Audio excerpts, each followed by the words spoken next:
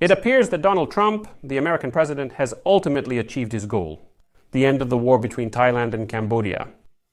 The leaders of Thailand and Cambodia intend to hold talks on Monday in an attempt to put an end to the deadliest clash between the two Southeast Asian countries in more than a decade. This peace initiative was put forward by President Donald Trump, and it seems he has managed to bring the parties to the negotiating table.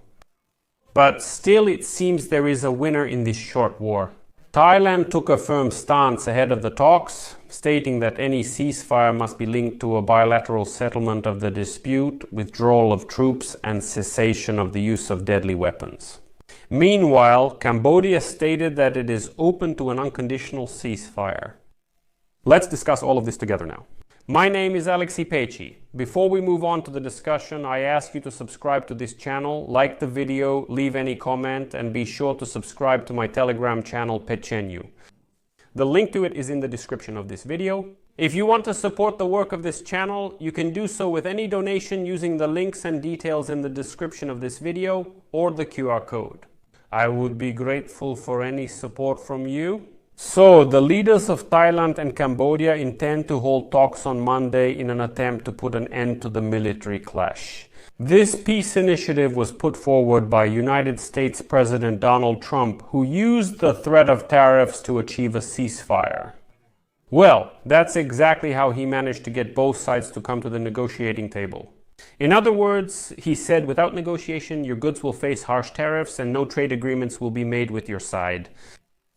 And now, the acting Prime Minister of Thailand, Phumtham Vichayachai, and the Prime Minister of Cambodia, Hun Manet, are planning to meet in Kuala Lumpur at 3 o'clock post-meridian local time on Monday. This was announced by the government of Thailand. The meeting will take place at the office of Malaysian Prime Minister Anwar Ibrahim, who, as the chairman of the Association of Southeast Asian Nations, is facilitating the dialogue. I'm clarifying this information for a reason, because we will come back to the Association of Southeast Asian Nations later. This is a very important point. Trump got involved where he shouldn't have, but in principle, he took advantage of the situation very cleverly. I'll explain why a little later. The first negotiations since the start of the clash on July 24th will take place 48 hours after Trump's statement that the leaders of Thailand and Cambodia agreed to quickly reach a ceasefire agreement.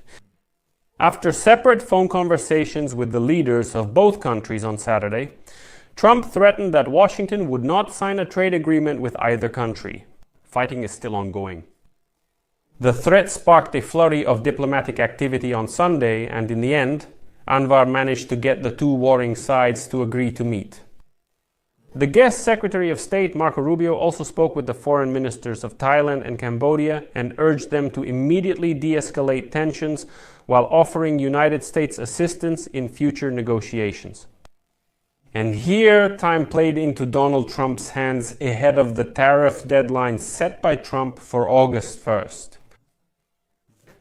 Trade-dependent Thailand wants to avoid displeasing President Donald Trump, especially since its officials are now negotiating to reduce the rather high 36% export tariff.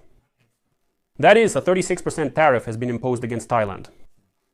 And it's important to note here that Donald Trump took credit for preventing border clashes between India and Pakistan earlier this year, using all the same trade measures. And now he's putting similar pressure on Thailand and Cambodia. Next, I'll quote Trump. "When everything is done and peace comes, I look forward to making our trade agreements with both sides."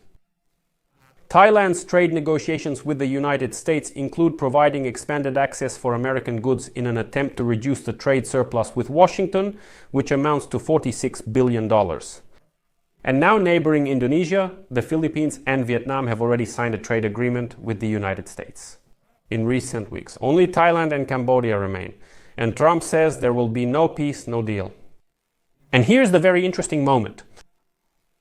As local experts say, Thailand and Cambodia didn't even need pressure from Trump to come to peace. Both countries should have turned to him as a natural mediator to resolve the conflict long before the United States intervened. That is, in the end, these negotiations will still be held in Kuala Lumpur and will be conducted by the chairman. Why not turn to him right away? That's the question. Trump sensed the moment and mentioned that he was the one who got them to the negotiating table. In the end, Trump will most likely present the situation as a victory. He was the one who secured the ceasefire while at the same time giving himself leverage to impose those very punitive tariffs. Nevertheless, despite the economic risks, Thailand has taken such a firm stance ahead of the talks on Monday. And now officials are saying that any ceasefire must be conditioned on a bilateral settlement of the dispute, withdrawal of troops, and cessation of the use of lethal weapons. Cambodia, on the other hand, has declared its readiness for an unconditional ceasefire. A deadlock may arise here, and Trump's victory may turn out to be only temporary. As the acting Prime Minister of Thailand has already stated, quote, the purpose of the negotiations will be to listen to all proposals that may contribute to the restoration of peace. The government of Thailand remains committed to protecting the sovereignty and territorial integrity of the country, every square inch. And here's the catch. The thing is, there is no clear border between the two countries, Thailand and Cambodia, at least not the border that France drew about 100 years ago. Thailand doesn't recognize it and claims as its own the territories that the Cambodians also consider theirs. The conflict, which escalated after several months of simmering border tension, has resulted in the deaths of more than 30 people and the displacement of over 150,000 civilians on both sides. Thailand reported 22 dead, including 8 soldiers, while Cambodia confirmed 13 dead, including 5 soldiers. On Sunday, heavy artillery shelling continued along the 800-kilometer shared border. Both sides accused each other of rocket and artillery attacks on civilian areas. Thailand responded by deploying F-16 and Swedish fighter jets to strike Cambodian military positions. Thailand and Cambodia have a long history of border disputes, although relations have remained generally stable since the bloody clash in 2011, which unfortunately claimed dozens of lives at the time. And the last major outbreak of conflict occurred around the Phia temple. This is a hysterical hotspot of conflict rooted in disagreements from the colonial era. And so, most of the current disputes stem from maps drawn based on different interpretations of the Franco-Siamese treaties of the early 20th century, which defined the borders between Thailand and Cambodia, which was then part of French Indochina. So the ceasefire may turn out to be temporary again, but Trump will definitely count this episode as another victory for himself.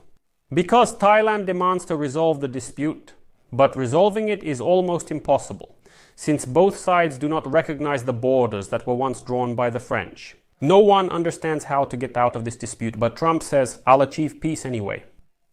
I reiterate that the situation could have been resolved without his intervention, albeit differently.